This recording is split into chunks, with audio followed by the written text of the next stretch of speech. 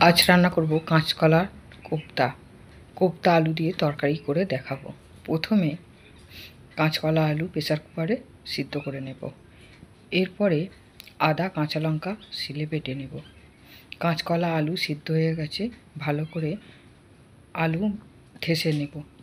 আলুর মধ্যে দেব আদা কাঁচা লঙ্কা বাটা, লঙ্কা গুঁড়ো, হলুদ গুঁড়ো, জিরে গুঁড়ো, ধনে গুঁড়ো, পরিমাণ মতো লবণ, পরিমাণ মতো চিনি, অল্প একটু ঘি দিয়ে বেসন দিয়ে ভালো করে মাখিয়ে নেব। এরপরে হাতে একটু ঘি মাখিয়ে নিয়ে গোল গোল করে একটু করে থেবড়ে নেব, চ্যাপটা চ্যাপটা করে নেব।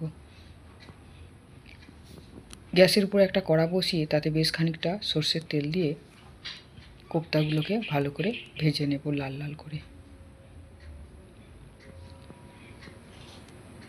সব কটা এইভাবে ভেজে নেব। এরপরে একটা কড়ার মধ্যে ডুমো ডুমো করে আলু কেটে ভেজে নেব। কোপ্তা ভাজা হয়ে গেছে এদিকে।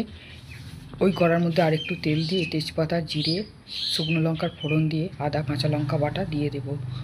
টমেটো কুচানো দিয়ে দেব তেলের মধ্যে। এরপরে হলুদ গুঁড়ো, লঙ্কা গুঁড়ো, জিরে গুঁড়ো, ধনে গুঁড়ো, কাশ্মীরি লঙ্কা গুঁড়ো, পরিমাণ মতো লবণ, অল্প চিনি দিয়ে ভালো করে কষিয়ে নেব।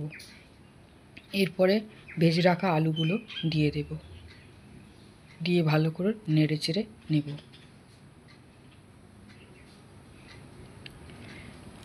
ঢেকে দেব আলুগুলোকে।